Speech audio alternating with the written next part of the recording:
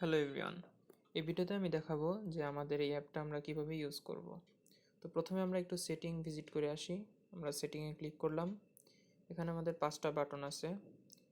তো প্রথম বাটনটায় ক্লিক করে আপনারা হয়তো এই ভিডিওটায় প্রবেশ করছেন। তো আমরা সেকেন্ড বাটন থেকে শুরু করি আবার। তো সেকেন্ড বাটনে আছে আমাদের লার্ন অ্যাবাউট প্যারামিটার্স। এটা যদি ক্লিক করি তাহলে আমরা দেখব আমাদের যেই স্ট্রেস, স্ট্রেইন, তারপর yield load, ultimate load and breaking load এসবের কিছু সংজ্ঞা এবং বর্ণনা এখানে দেওয়া আছে। তো আমি ব্যাকে যাই। এবার যদি আমি মেশিন ডায়াগ্রামে ক্লিক করি তাহলে আমাদের সিম্পল একটা মেশিন ডায়াগ্রাম এখানে দেওয়া আছে। ব্যাকে যাই, সি ডেভেলপার ইনফরমেশন। তো এখানে আমরা যে এই অ্যাপটা বানাতে কাজ করছি তাদের একটা মোটামুটি ইনফরমেশন এখানে দেওয়া আছে, তাদের নাম এবং রোল। আর লাস্ট হলো আমাদের অ্যাপ ইনফরমেশন, এখানে ভার্সন অ্যান্ড এই অ্যাপটা যদি কেউ ভবিষ্যতে আপগ্রেড করতে চান তাহলে আমাদের সাথে যোগাযোগ করলে আমরা এই অ্যাপটা হ্যান্ড ওভার করে দেব। তো আমরা এখন মূল কাজে ফিরে আসি। ওকে, আমাদের এই অ্যাপটা ব্যবহার করার প্রধান উদ্দেশ্য হলো আমরা কিভাবে স্মার্টলি একটা টেনসাইল টেস্টের রিপোর্ট খুব সহজেই তৈরি করতে পারি, রাইট? এখন আমরা সেটাই তৈরি করব। আমরা যদি এই বক্সগুলোতে ক্লিক করি তাহলে কিন্তু আমাদের কিবোর্ড অন হচ্ছে। তো আমরা এখানে এক্সাক্ট ভ্যালুগুলো বসাবো যা আমরা টেস্ট থেকে পেয়েছি। এখন আমি দেখাবো যে আমরা কিভাবে একটা টেস্টের মূলত রিপোর্টটা তৈরি করতে পারি। তো আমরা প্রথমে একটা টেনসাইল টেস্ট করার পর আমরা কিছু ভ্যালুস পাবো, রাইট? যা হলো yield load, ultimate load and breaking load. Then আমরা ভার্নিয়ার ক্যালিপার্স দিয়ে আমাদের রডের ডায়ামিটার অ্যান্ড লেন্থ মাপবো। তো সেগুলো আমরা এখানে বসাবো।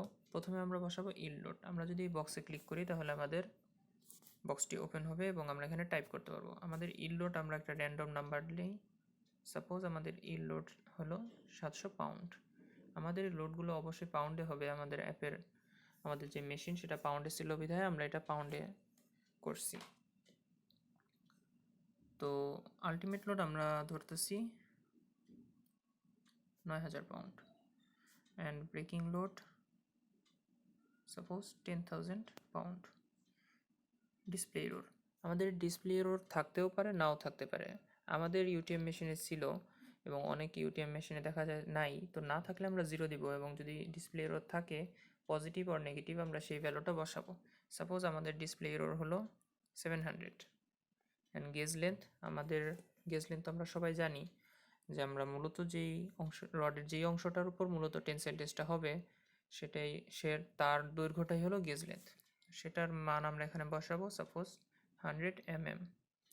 টেস্টের পর অবশ্যই আমাদের গেজ লেন্থটা বেড়ে যাবে এবং আমরা পরবর্তীতে আবার ভার্নিয়ার ক্যালিপার দিয়ে সেটা মেপে তার মানটা এখানে বসাবো। ধরলাম আমাদের গেজ লেন্থটা পরে হলো 115 mm। এখানে আমরা ডায়ামিটার বসাবো, ডায়ামিটার বিফোর টেস্টিং। তো টেস্ট করার আগে আমাদের ডায়ামিটার যত ছিল রডের সেটা আমরা এখানে বসাবো। সাপোজ আমরা ধরলাম এখানে 13 mm এবং রডের টেস্ট করার পর ডায়ামিটারটা যেহেতু কমে যাবে সেহেতু এখানে আমরা 10 ধরলাম। এখন যদি আমরা মেক টেস্ট রিপোর্ট বাটনটায় ক্লিক করি তাহলে কিন্তু আমাদের একটা টেস্ট রিপোর্ট এখানে তৈরি হয়ে যাচ্ছে একা একাই। তো এখানে আমরা দেখতে পারতেছি আমাদের yield strength, ultimate strength, breaking strength, factor of safety, total strain, elongation and reduction of area, এই সবগুলো কিন্তু বেড়ে যাচ্ছে। এবং উপরের যে ডেটাগুলো এগুলো কিন্তু আমরা চেঞ্জ করতে পারবো। সাপোজ আমি ক্লায়েন্ট নেমটা চেঞ্জ করে দিই, mister Hasan, and it is done by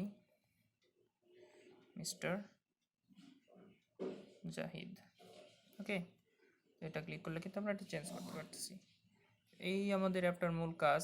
এটা দিয়ে আমরা খুব স্বল্প সময়েই আমাদের যে টেস্টের রিপোর্ট সেটা তৈরি করে ফেলতে পারতেছি এবং নিচে আমরা একটা এই স্ট্রেস স্ট্রেন ডায়াগ্রামের স্যাম্পল দেখতে পাচ্ছি।